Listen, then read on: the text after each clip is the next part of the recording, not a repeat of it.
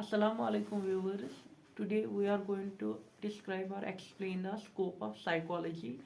Psychology का scope जो है बहुत ब्रॉड और वास्ट है, ये किसी पर्टिकुलर चीज़ में डिफाइन नहीं है। बिकॉज जैसे physics, bio and chemistry vast है और डे टू डे लाइफ में यूज़ होती हैं, सिमिलरली हमारी जो साइकोलॉजी है ये हमारे मेंटल प्रोसेस ऑफ बिहेवियर के साथ कनेक्टेड है। इसलिए हर एक ह्यूमन बीइंग या कोई भी लिविंग ऑर्गेनिज्म लाइक एनिमल्स, इन सब का जो है चाहे प्रिमिटिव ही ब्रेन है तो ये जो है कनेक्टेड है बिहेवियर के साथ। तो इसलिए साइकोलॉजी जो है आपको डेली लाइफ में हर जगह देखने को मिलेगी। लाइक आप वर्क प्लेस पे हैं, आप स्टडी कर रहे हैं, या आप जो है कोई और चीज़ कर रहे हो, कोई और करियर ऑप्ट कर रहे हो, हर जगह पे जो है साइकोलॉजी का जो है स्कोप है, साइकोलॉजी की एप्लीकेबल है। तो अकॉर्डिंगली हम जो है साइकोलॉजी को जो है स्कोप इसका जो है डिफाइन करते हैं दो चीज़ों में। एक इसके जो है ब्रांचेस, जहाँ हम ब्रांचेस साइकोलॉजी के पढ़ते हैं वहाँ इसका स्कोप भी डिफाइन होता है। दूसरा होता है इसके जो मेथड्स ऑफ साइकोलॉजी। इन दो चीज़ों में हम इसका स्कोप जो है एक्सप्लेन करेंगे। तो फर्स्ट वन जो है that is branches of psychology. So branches of psychology जो है दो मेन ब्रांचेस में डिवाइड किया गया है।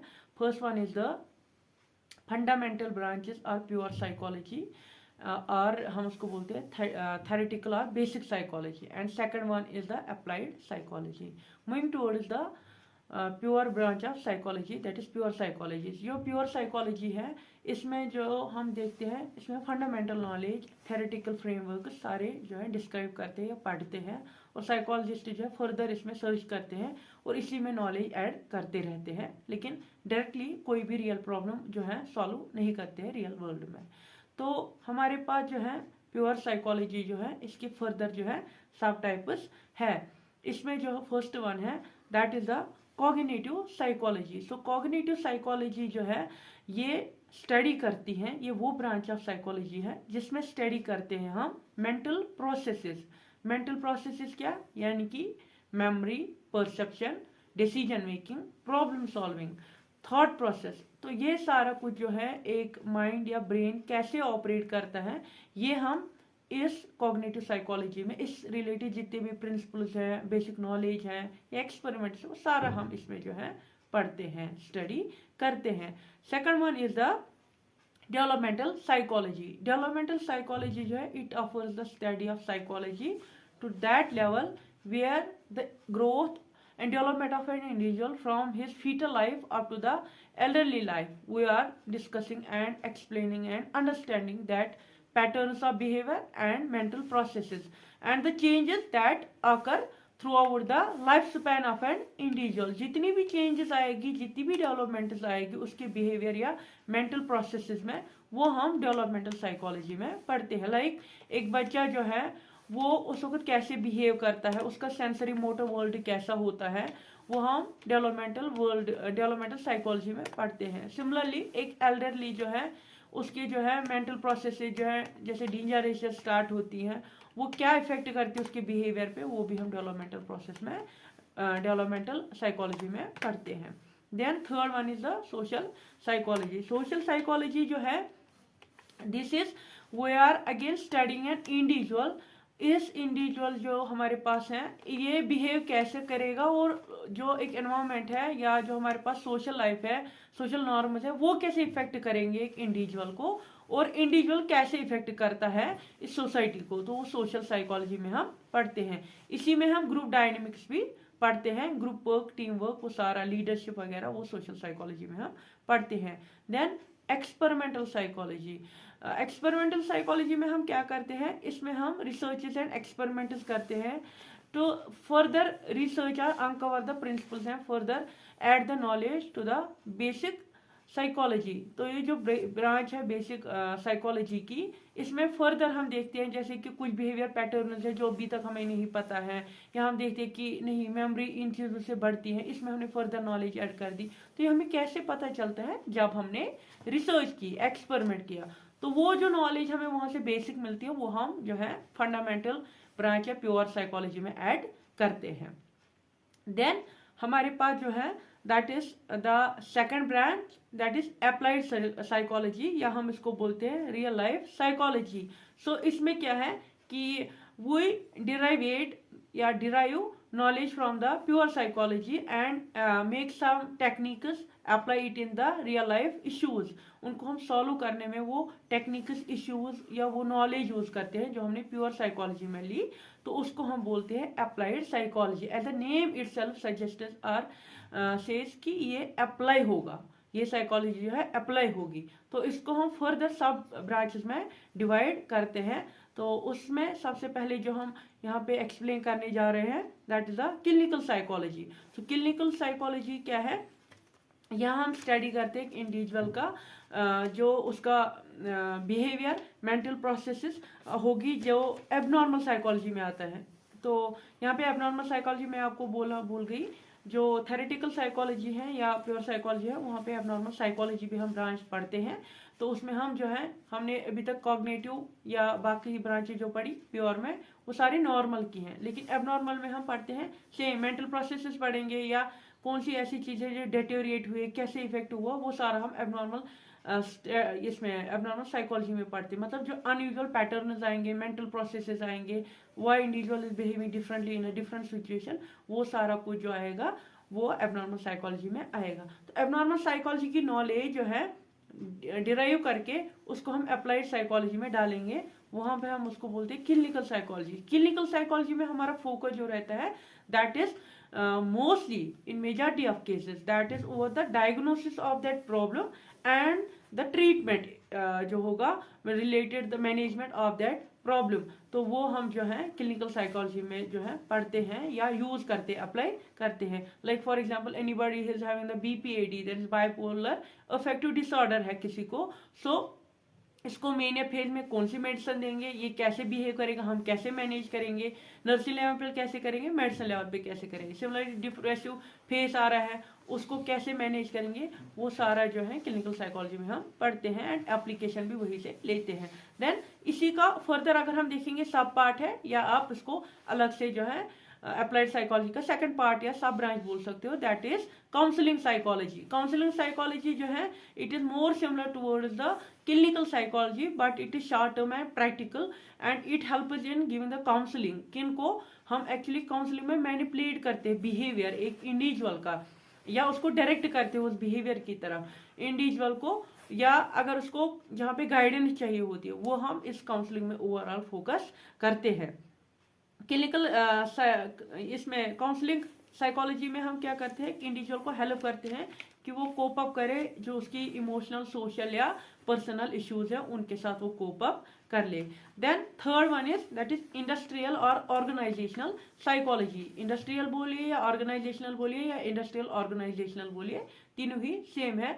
तो यहाँ पे क्या करते हैं हम, हमारा जो इंडस्ट्री है, industry itself is an organization. तो ऑर्गेनाइजेशन का मतलब क्या हुआ, एक कॉमन ग्रुप आ जाता है, उनका पर्टिकुलर एक गोल होता है, वो कॉमन गोल अचीव करने के लिए ग्रुप जो है टुगेदर वर्क करते हैं, टीम में वर्क करते हैं, उसको हम बोलते हैं ऑर्गेनाइजेशन.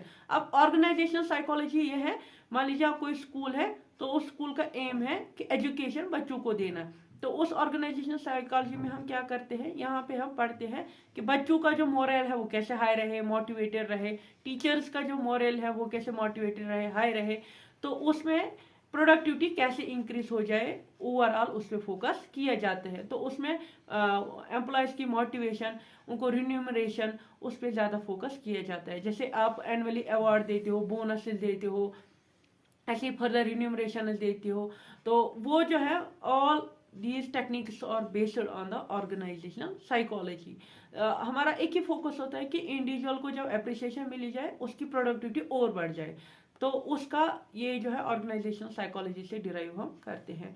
देन हमारे पास जो और एक है that is health psychology. So health psychology में क्या करते हैं हम कि एक इंडिविजुअल जो है क्या ऐसे साइकोलॉजिकल फैक्टर्स हैं या क्या कैसे फैक्टर्स हैं, कौन से फैक्टर्स हैं जो क्या डिटर्मिनेंट्स है जो एक इंसान को जो है इसके हेल्थ पे, पर्टिकुलरली इसके मेंटल हेल्थ पे जो इफेक्ट करते हैं.